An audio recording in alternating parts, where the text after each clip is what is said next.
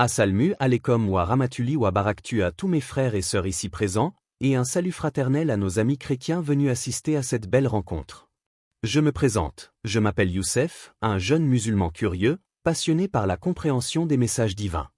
Aujourd'hui, j'ai l'immense honneur de poser une question au très respecté Dr Zakir Naik, que beaucoup d'entre nous admirent pour sa connaissance du Coran et de la Bible. Ma question, docteur, est simple mais profonde. Certaines personnes disent que le paradis et l'enfer n'existent pas vraiment, qu'ils seraient seulement des symboles, des métaphores. Que leur réalité serait purement spirituelle, non physique. Que répondez-vous à cela?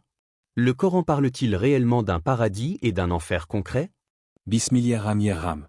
Au nom d'Allah, le tout miséricordieux, le très miséricordieux. Assalamu alaikum wa rahmatullah wa barakatuh, mon cher frère Youssef, et à tout le public présent ici, musulmans et chrétiens, que la paix de Dieu soit sur vous. Mon frère Youssef, ta question est à la fois très pertinente et très actuelle, car elle touche à la fois fondamentale en l'au-delà, une réalité que le Coran mentionne à de nombreuses reprises. Certains pensent que le paradis, Al-Jannah, et l'enfer, Jahannam, ne sont que des symboles, une manière poétique de parler de paix intérieure ou de tourment spirituel.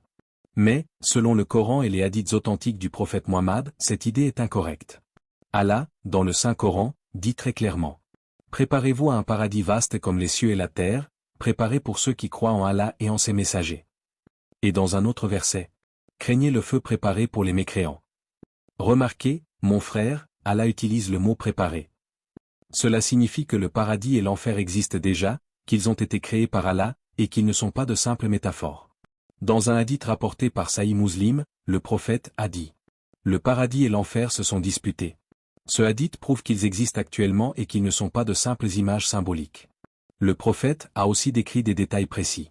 Les portes du paradis sont au nombre de 8, celles de l'enfer au nombre de 7. Les odeurs du paradis peuvent être senties à des distances inimaginables. Et les tourments de l'enfer sont décrits avec des niveaux de châtiment selon les actions des hommes. Tout cela montre une réalité tangible, même si elle dépasse notre compréhension humaine. Certains versets utilisent un langage métaphorique pour éveiller les cœurs, mais cela ne signifie pas que tout soit symbolique.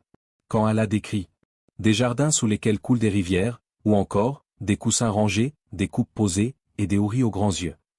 Ce ne sont pas des fables. Ce sont des réalités du paradis, que l'on peut comprendre partiellement à travers le langage humain, mais dont la nature véritable appartient à Allah. Le prophète a dit: ce que nul œil n'a vu, nulle oreille n'a entendu, et nul esprit humain n'a imaginé. Cela signifie que même si nous avons une description, la réalité du paradis et de l'enfer dépasse notre imagination. Si le paradis et l'enfer n'existent pas réellement, alors où est la justice ultime d'Allah? Les prophètes, les martyrs, les croyants sincères recevront-ils la même fin que les tyrans, les meurtriers, ou les injustes?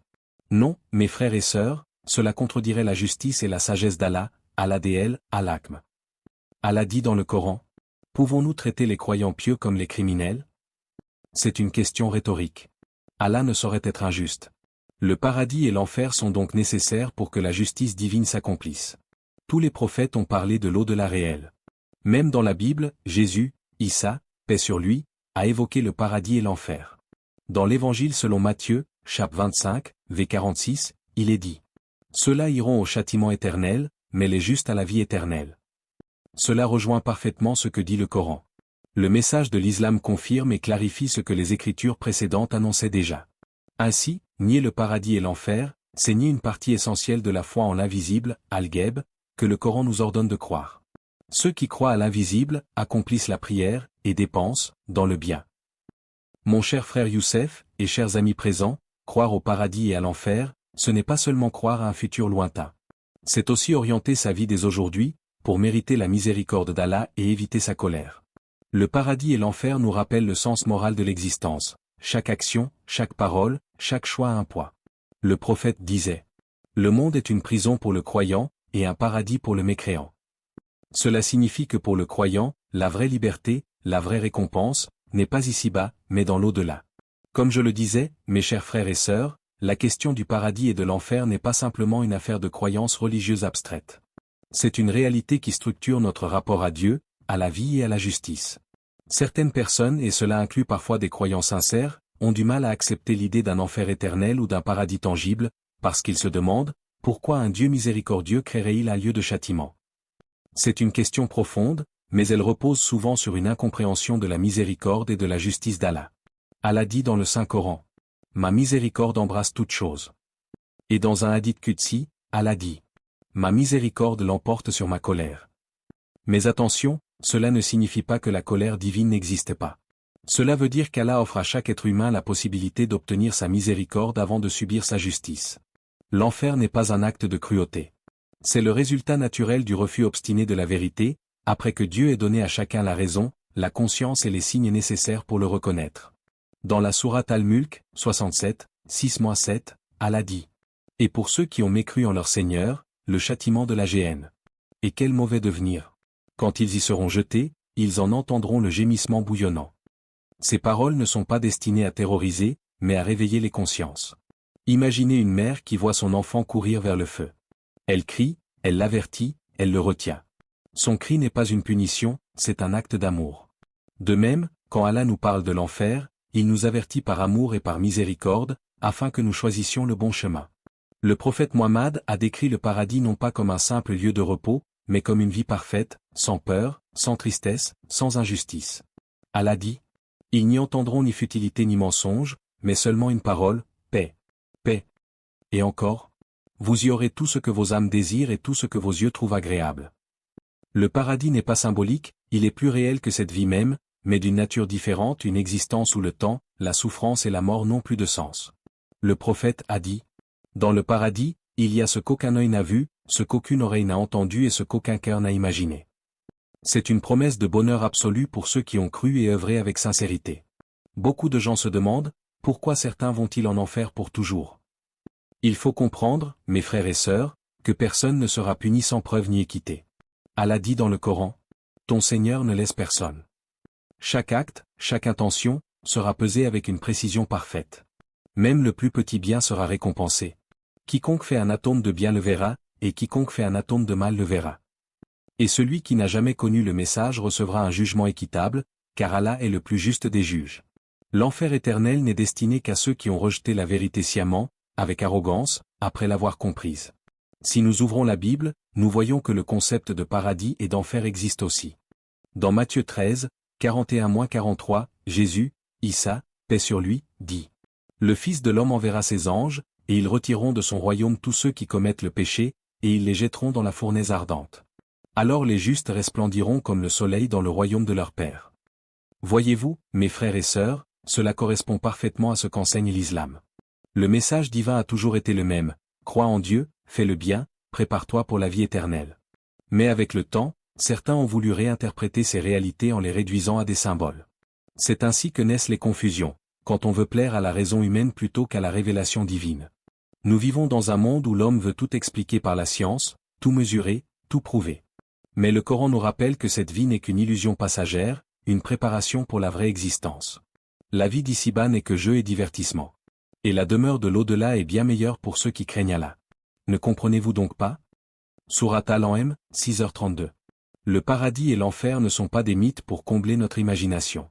Ils sont les conséquences naturelles de la manière dont nous utilisons la liberté qu'Allah nous a donnée. Celui qui vit avec justice, sincérité et miséricorde, récoltera la lumière. Celui qui vit dans l'orgueil, l'injustice et la mécréance volontaire, récoltera les ténèbres. Allah dit, « Ce sont ceux qui croient à l'invisible, accomplissent la prière, et dépensent, dans le bien, de ce que nous leur avons attribué. » Croire à l'invisible, c'est croire à tout ce qu'Allah nous a révélé, même si nous ne pouvons pas le voir ni le mesurer. De même qu'on ne voit pas l'âme, mais qu'on en ressent la présence, de même, on ne voit pas le paradis et l'enfer, mais on en connaît la vérité par la révélation. Si le paradis et l'enfer n'existaient pas réellement, alors le bien et le mal n'auraient plus de sens absolu. Tout deviendrait relatif, dépendant des émotions et des cultures. Mais Allah, par sa sagesse, nous a donné une référence universelle, un rappel constant, il y aura un jour où chacun répondra de ses actes. Ce n'est pas une menace. C'est un appel à vivre avec conscience, compassion et vérité. Je dis souvent, mes frères et sœurs, que croire au paradis et à l'enfer, c'est croire à la dignité de la vie humaine. Parce que cela signifie que rien de ce que vous faites n'est vain, aucune larme, aucun effort, aucune prière n'est perdue. Chaque pas vers le bien est compté. Et chaque injustice, aussi petite soit-elle, sera réparée par celui qui ne dort jamais et n'oublie jamais. Dr Zakirnek, je tiens à vous remercier de tout cœur pour vos paroles, votre patience, et la clarté avec laquelle vous avez répondu à ma question. Vos explications ont dissipé beaucoup de doutes, non seulement les miens, mais, je crois, ceux de beaucoup de gens ici présents.